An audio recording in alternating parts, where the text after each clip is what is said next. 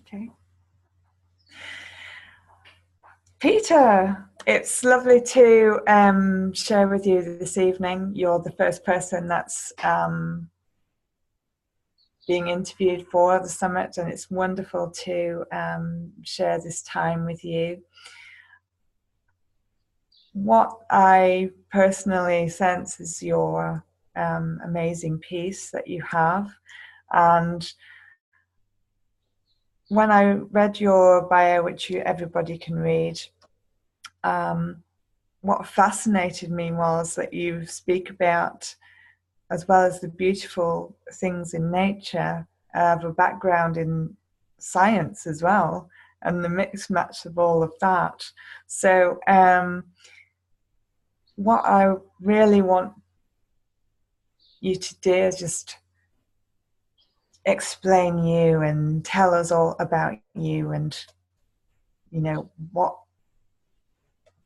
you are and what you do. Okay. Would you like some historical background? Yes, please. Absolutely.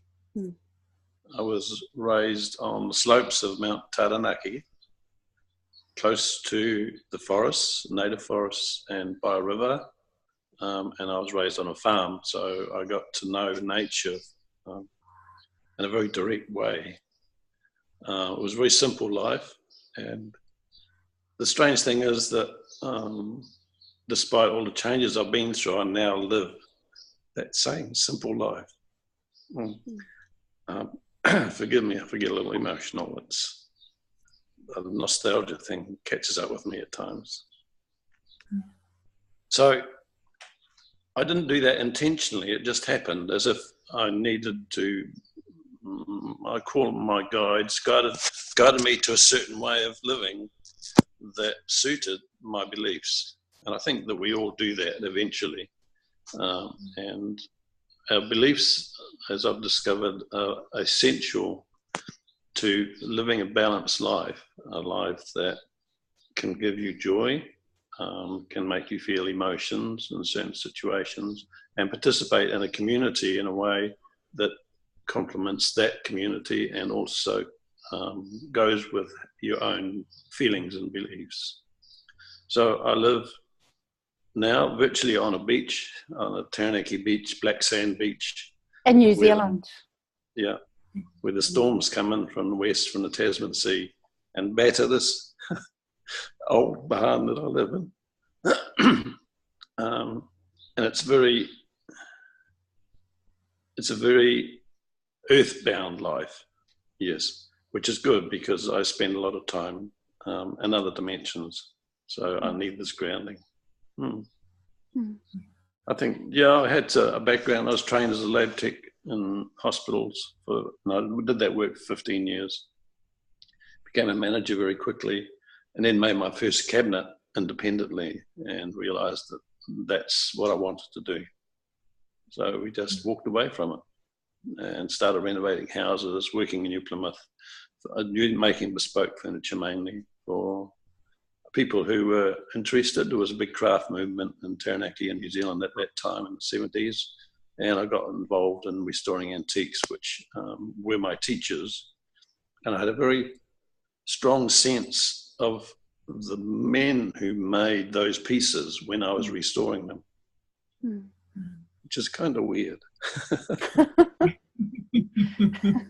But they were very good teachers, and they were very disciplined, and they're very particular. So I learned that in a way that was from people who made things by hand and not machines. And I was steered away from the machine approach, and still to this day developing my hand tool skills. And it's interesting that Heather works with her hands in the garden, and I know that Shona has done some bricklaying, who also works with her hands. So I find that's quite interesting. We need that connection with the earth through our hands. And it's craftsmanship, isn't it? Yes, definitely. Craftsmanship that I call it ancient, because people don't know how to connect with our hands to the earth. Just recently, Shona, was able to see Peter and where he lives. And it was like a deja vu, or a feeling of, I've been there before, because of the handcraft, because of the connection. And I think I took away some wood chip shavings and planted them in my garden. Yeah. I was going to give them to the worms, but no, I decided to put them into the garden. Peter, just being with you that short time, and I've known you for quite some time. I mean, there are different aspects about you that I know that the viewers would want to hear. What I find when I think of you or meet you, it may be once every 2 years, or it may be whenever that connection arises, is the simplicity, the humble connection of, I call it mana here in New Zealand, that eye-to-eye contact and respecting another human being. And this is what the summit is all about, isn't it, Shona?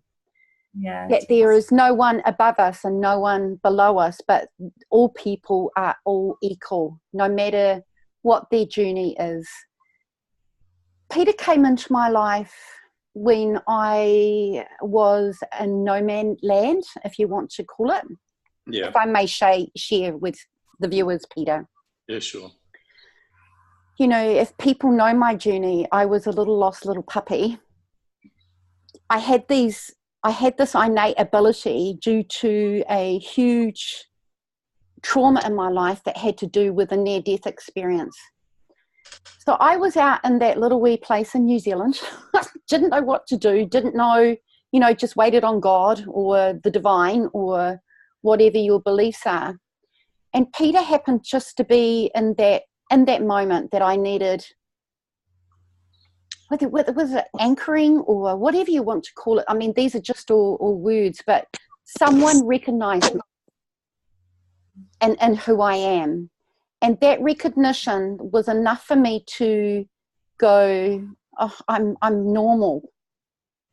I'm normal. I'm just completely normal, like everybody else that's listening to this video. And there was this honor of acceptance and that eye-to-eye contact. So from there, I just through that meeting made me realize that there was nothing wrong with me in these troubled waters. That there are kind people out there that accept you for your quirkiness or your misfitty thoughts and feelings, and being able to see, because I didn't know anything about, and I will say this, I didn't know anything about spirituality or religion or I was seeking. I was only taking when I was in that coma, in that state of nothingness, and my experiences. So Peter was part of my beginning and will continue always be that beginning, because there's no end. That's right. And then I've watched Peter journey. I mean, you've travelled overseas, haven't you, Peter? I think you came back to New Zealand and I met you on your way back to New Plymouth. Yes, that's right. I was in Hamilton. Hamilton. That's right. You took this journey overseas.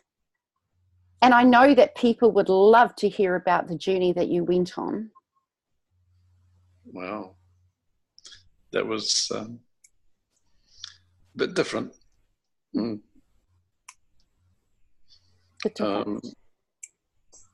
So I was invited. Oh, I should tell you something. Shortly after my wife passed away, I belonged to the local Lions Club, and one of the guys said there to me, never turn down an invitation. It's like, those are such fateful words for me, because I took it on board, and every time I was invited out somewhere, I'd go. And then I was invited to go to Auckland to do a near dance, which is like a form of exercise, which I really enjoy. And one of the people there invited me to go to the States to attend some avatar courses. Now, this is not the movie, this is a separate thing. And so I said yes, and within 10 days I was on my way to the States, to Florida. From there, I was only going to stay there for the course duration, which was 10 days, and then return to New Zealand, not knowing that there was a whole new life there for me. So it's a long story, and it gets quite involved and convoluted because I was guided. I followed my guidance impeccably and ended up living in the mountains of northern Washington state, and then traveling back to Florida for various courses. And I really want to go back there, mainly to upstate New York, where I've met someone who's very important to me. Beautiful. Beautiful. But the things I saw just traveling with guidance, not just in a very simple way, on trains, planes, buses. I went across the states from one side to the other on a bus a couple of times. And the people I met and the feeling of the land stays with me still. So it's the land connection, because you mention here in the culture in Taranaki, with the growth of the forests and the waters and the energies, that is what you connect with. Yeah. That is what you connect with. So I want to bring up just a little bit more, if I may.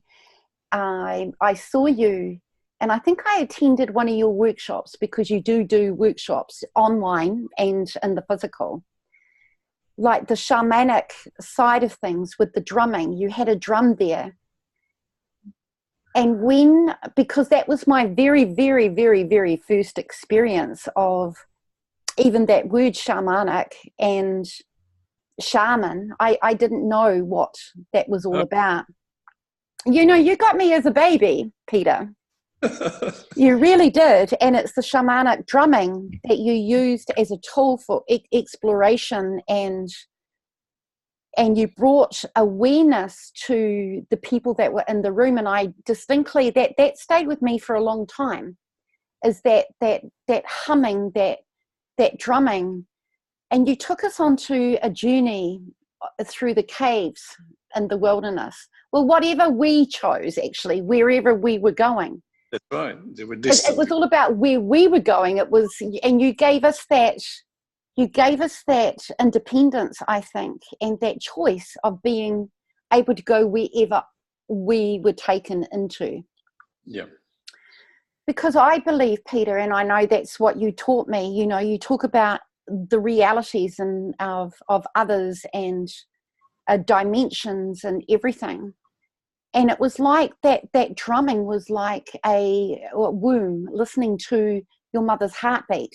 Mm-hmm. Yeah. And I noticed that we were all in different stages of what we were in our lives and what we were needing. Yeah.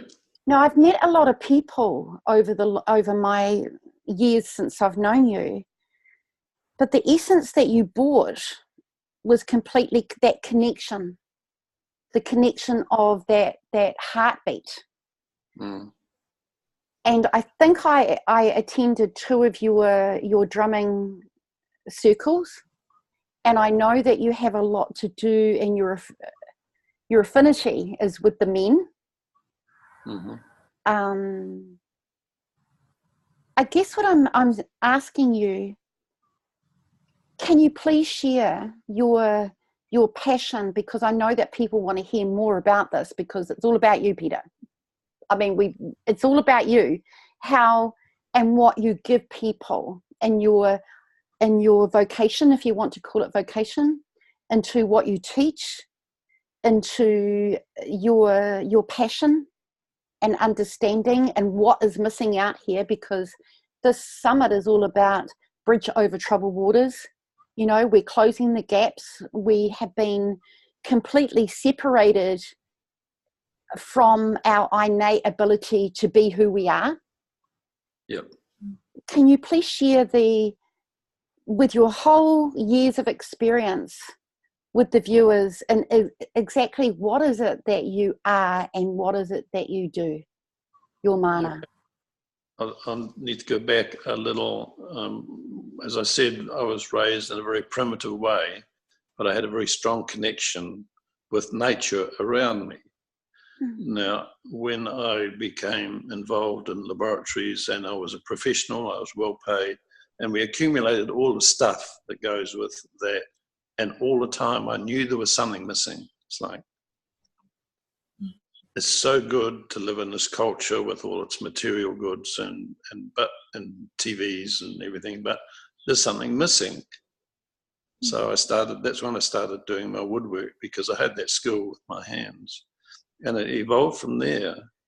And suddenly I was back in that place where I was happy. So I questioned that, and I started doing research, because I had quite a good library, and then I came back to Plymouth and had an even better one. And I was attracted to mystical type books, but especially to the ones about shamans and shamanism. Joseph Campbell, of course, is a great teacher. So I read his book several times, the one that was available. And then I started branching out from there with my own explorations on how to explore this, going with feelings, finding remedies for in the trees around me for things that were happening to myself. And then we developed skills, all sorts of healing skills for our family, 3 kids. So, and they suffered through through our attempts to keep them healthy and survived, I'm glad to say. And Karen started her own journey with goddess energies, and I made a connection with that, and it was just woven into our lives like a weaving. And so we lived as a modern family with the generally accepted cultural things, but beneath it was all these strange beliefs. Which this is the 70s, early 80s. After, what was that called? A resonance of some kind, where the earth actually we became aware that the earth had stepped into a new energy, if you like. I kind of remember that, because I was that old hippie from Golden Bay, and I remember I was that hippie. I was the one that invented the mung beans and tapping the earth and growing from the earth, practically what I'm doing now. But I do remember that part. Yes, I do. Yeah, that's right. Yeah, it had a feel to it. It's like I couldn't define it, and if you talk to someone about it who was unfamiliar with it, they'd just glaze over. They didn't clue what you were talking about. The revolution, Shona. Yeah, it was a revolution here in New Zealand. So, what I love about this is all the freedom of it, the freedom of what you're talking about, and even when that's right. I took you over to Golden Bay and took you to all the homes I owned. Yeah, that's correct. Yes, you did. Yeah. But when you were talking about before, Peter, when you were talking about being in science, and yet you had the draw to go to doing your woodwork and everything else.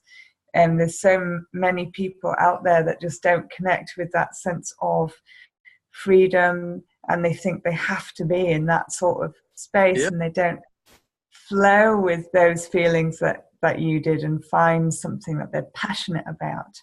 And that's what I'm loving to hearing from you, the fact that yes, you've done what everybody else has done, but you've had that freedom enough to say, actually, this is what I want to do, and you've just flowed with it, and that's what I find really exciting.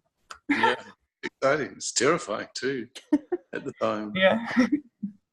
Like, where's it going to lead? There was no, where's a career? Like, you've got definite steps, and you know you're going to end up here, and then you can apply for another job and expand and get paid more and so on. But I just stepped away from all that possibility, just on feeling. It's kind of crazy, but never mind. I still do it every day. I still do that every day. Yeah. joyful. You're not knowing what each day is going to bring. Exciting, yeah, and scary. So when you felt that new, I don't like calling it new energy, but a new way of being, let's put it that new way of being. Yeah. That plonked here, because I think many of us felt it, and it felt a little bit going back to originality, going back to heart, going back to respect, actually respect of the trees and the plants. And what I have found, Peter, this time, I call it this time around, all the thing that I move by hand, like even with the shavings from you, it held a shimmering of hope. It held a DNA because of my background in nursing. Yeah. Everything's becoming more pristine, like these are cool, like a call to move from modern to go back into normality. It's not ancient, because ancient doesn't go anywhere. No. And everything holds a established vibration.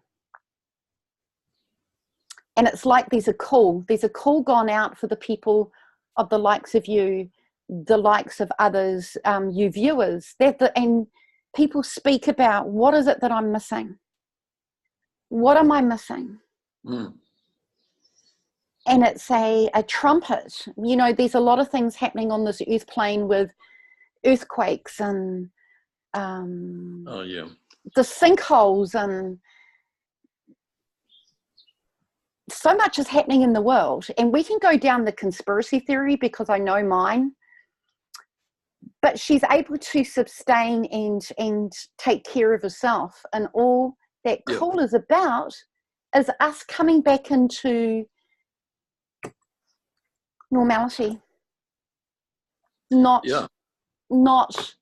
technology. Well, people say that technology is going to take over the world, but hey, what about no, I believe in my heart, possibly I'm that older person, that we're all going to go back into that craftsmanship that you're doing. Peter, there's a question that I was going to put out, and we will do this on the summit, viewers.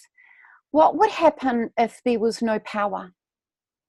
No electric power? No electric power, no Wi-Fi, no supermarkets, because you lose absolutely everything. What is your innate ability and gift? What can you contribute into communities? I think just straight off, my first response is that a lot of people will have to leave the cities. Yeah. Because we're no longer sustainable. No. And I just had a sudden vision of one of my older friends, not that I'm old enough anyway, but said, we took a tour through East Taranaki, and he said there used to be 150 people living on this road, and now there are 4. There were whole communities spread right across the land, and I would suspect that that would be the best way to survive, because the first need is food. Yes. Being able to grow your own food, as you know, Heather. Food, shelter, and clothing are the 3 basics, and they're mentioned in the Bible, as I understand it. So that's what we need to have as human beings. So, and people can build their own shelters. If it gets warmer, which it probably looks like it probably will, our shelters can become simpler. And clothing, at the moment there's plenty of it around, but it won't last very long. So we need to get back into being able to make stuff for ourselves, support our families. Exactly. But there will be technologies we can take with us, which will make life a lot simpler than it was 100 years ago. That was brutal. And we don't really want to go back there. And I'm not sure that we can, because we don't have the consciousness for that. Our consciousness has evolved with the technologies that have been introduced. So that would be my way of seeing what's desirable. Alternatively, the cities will have to be closed off in some way. because I actually did on one of the courses I did with Franchel. We did we sat in a walker shape and we journeyed into the future, and I saw this old man walking around through the reeds and on an estuary and collecting food and what have you, which obviously was me. Oops, are we still connected? Yeah, go ahead. Oh, there we go. And there was a domed city, and I could see in the distance, and it was totally protected, totally introverted, and you couldn't get out, and that people from outside couldn't get in, because that was the only way that those people could survive. So it had a bit like H.G. Wells' story with the Morlocks, and I can't remember what the other ones were, like a big division in culture, where the city would dwell as a totally protected within their dome, because they couldn't even breathe the air that was outside, and then all the country people like me and their homespun stuff and wandering around collecting food and just having fun in the sun. Yeah.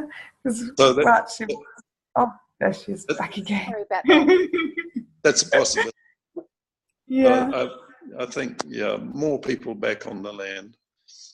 And that's interesting, because I've come across a guy in, I think it's Timaru, who makes trugs. Trugs are made from wood, bent wood, and they're actually used traditionally for gardening, for putting your vegetables in like a basket, but it's made of wood. So I've ordered one of these, and I had to, because it's handmade, and it's a useful device, and it's beautiful. And I thought that's exactly the kind of life that we are heading for, some of us anyway. So I want to get on to, and excuse the interruption, this is a very impromptu with German Shepherds, actually. Right. Peter, when I saw you last, I noticed a serenity around you and about you this time. And I said to you that I could see you teaching. Well, you do teach. The availability that you have become, there's a lot of people out there, especially in the conscious living global group, isn't it, Shona? We have a lot of seekers that are missing that. It's like they've split off. They've split off. Yeah. But yet they're here, but they're over here because they are the seekers. Yeah, they're functioning within the culture, but they have other thoughts. Exactly, and they're screaming out, and we see that, don't we, Shona, daily, constantly. We get these messages, and they're there, but there's this split, the separation. I would like to ask you, Peter, because I believe that we all have an ability and an innate knowing that we are to be of service and to be able to help everybody else. Yeah. What would you say to these people that are in search of, well, it's unknown for them, because I've been there myself until I met you, and I know that you don't have to. You said to me, and which has stuck with me all this time, where you are in this moment, it's to be. Whatever is happening, whatever trauma, whatever feeling that you're feeling, whatever emotion that you're feeling, it is meant to be. And that kept me going in my darkest times for all these years. I think it's about 9 years since I met you. What would you say to these people? And actually, no, are you available to see these people? Yes, of course. It all comes from a question, and having the courage to ask that question and that's where the answers flow from, because was part of my personal learning. Was I couldn't really get anywhere until I started identifying a feeling and questioning it. So what is this? And using the intelligence that I had, and then being able to grow the intuition from there, knowing that there's something there that I need to identify because it's affecting me. And I could see that if I didn't deal with it, I was going to become physically ill. And I'm very blessed and I'm very grateful for the fact that I have a very strong constitution, physical body. And so I've had to, but that can be eroded over a long time. So I've been, I think that was the restlessness, knowing there's something else. I need to start questioning things, questioning everything around me, questioning the culture I live in, why it works, what doesn't work, what people are saying. And I was very judgmental. Working in hospitals, there are just some things that you don't want to desire to experience. Yes, I know. As you know. And so saying, well, that's the way they live, or this and that sort of thing, but she's, of course, very superficial, very judgmental. Until now I've developed an appreciation of every single living being for what they are, what they experience. And it's all part of who we are as humanity and the Earth community. So, yeah, to start with, it's like, don't accept everything you've been told. Question everything you've been told. If you feel this way, if you feel out of balance, start questioning the way you live. Start questioning things and wait for the answers, not just question after question after question. So you need a little bit of space. I need a space and a quiet time and a bit of patience for those answers to start arriving. And yeah, definitely, there are teachers all around us. We're all teachers for each other. So. If we listen. Yeah, that's right. And it's getting that understanding, because that's one power that I've noticed, Peter and Shona, that people have learnt not to listen. Well, that perception, that ability seems to have gone out the window because of all the busyness that's around us. Yeah. So Peter, I just want to touch on, just for a moment, if I may, we spoke about it just recently also too when I saw you, the availability, of course, and now that there's this technical stuff online. Yeah. You actually do teach online. Will you, in your own way? And viewers, I do have his credentials down there because he is reachable if you want to know anything. Yeah. Because I will do a little spiel. It's one man that I honour that has helped me in my journey, and I know that he's helped a lot of people in many people's lives. So people can have access to you. I know they can through our website, but you are available, like say there's a group of men in some part of the world that would just love to be with you in your presence. You're able to do that too? I think so, yes. Cool. Sure. Because I know that people would love to hear your drums that you have. Yes, I've got a few. So on that note, Shona, we're going to stop the interview and the recording because... I was just going to actually say something just on what we were been talking about, because we were talking about the influx of technology, and actually that's just a tool. Like we were talking about connecting with Peter just now, it's a tool for connection. The network is humanity itself, and it's in coming together in that way through community is also what we're about. And the technology is just a tool to enhance that. It's not the be all and end all. the connection with humanity itself. I think that's the core message that has come out. Yes, absolutely, absolutely. Good.